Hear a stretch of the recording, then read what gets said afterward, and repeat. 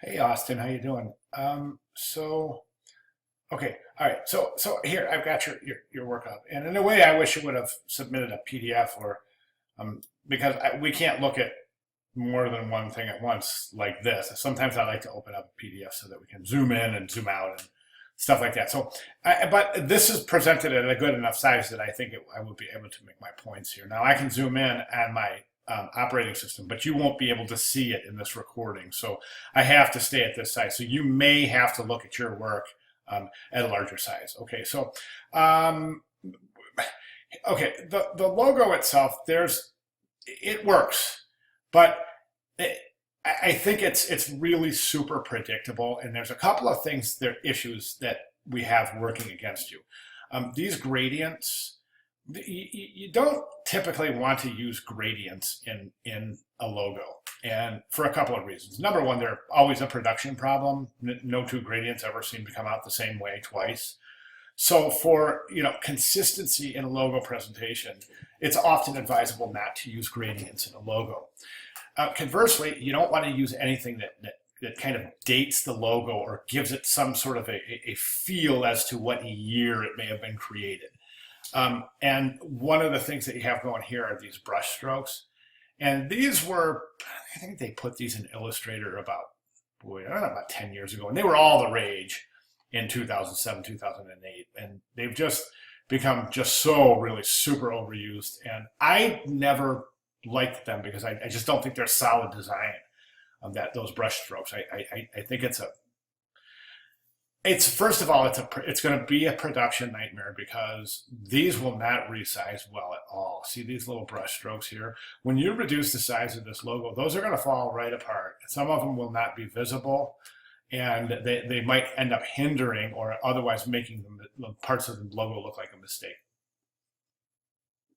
The logo itself, I think, has a good shape and a good form. I feel like this should be more of a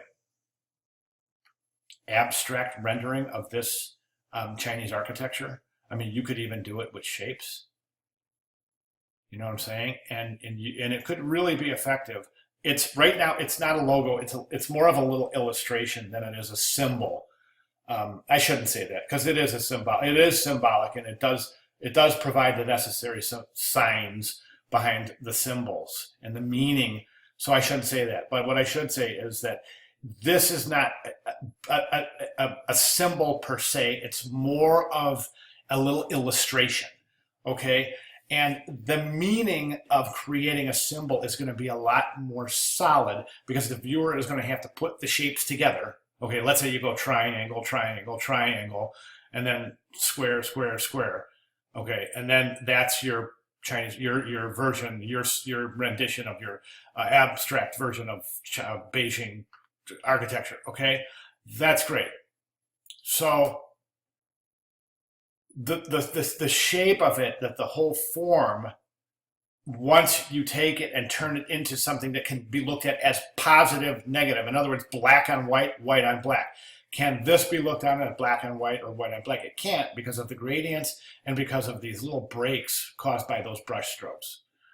Okay, so my suggestion is to work on that, more of an abstract version of this.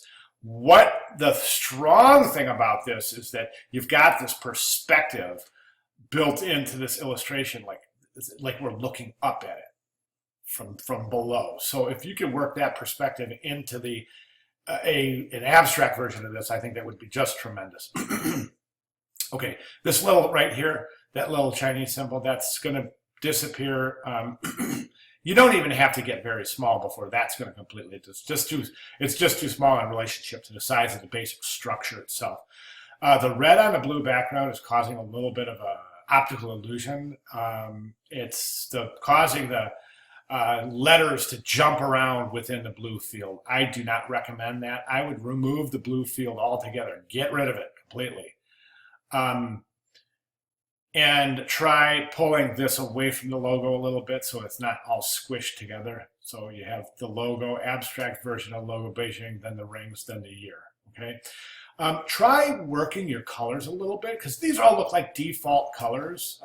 Try using different color palettes. I think if you take a look at the color palettes available in Adobe Illustrator, some of the and if you just Google custom color palettes in Adobe Illustrator, you'll see how to get them. Some wonderful palettes that ensure harmony in your work and are also really super interesting. Again, over here we have these same brush strokes. So again, we're just seeing an overuse of this technique as opposed to just a solid illustration. You're trying to use these illustrator tools techniques, and I think they're working a little bit against you. Personally, I think this is a stronger logo than this. I think right now, I think that working that into something abstract and interesting will work for you. This as a mascot, I think it's really strong, really strong.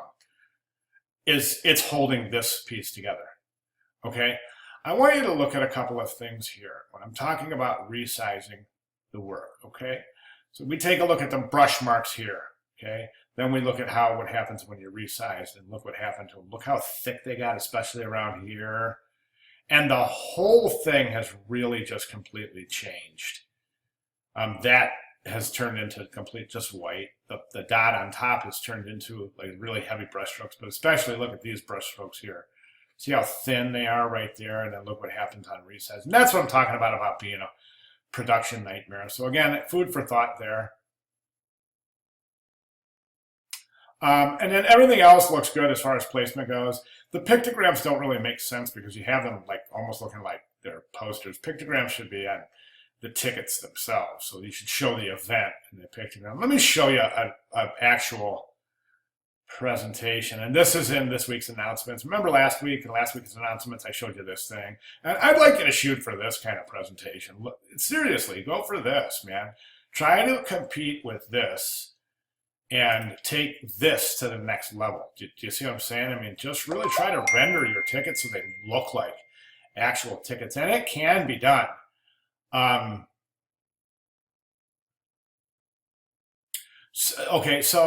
then let me see where this is this week's announcement. And if you check this out, you see, okay, this is 2016 Rio. This is the Olympic brand book.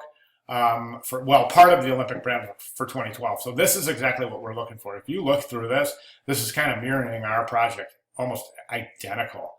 So if you want to use this for inspiration and putting your final package together, by all means, please do. This would be wonderful if we received this type of a presentation. Okay. So, and it just goes on. That's just a wonderful resource. Okay, so use it. Really spend some time going through that and see if we can get from here possibly to something like this. Okay, and if you have any questions at all, please get with me. Especially going into your final design, I think you could really do some strong things here. But if you have any questions, just please feel free to get with me. Okay, thanks.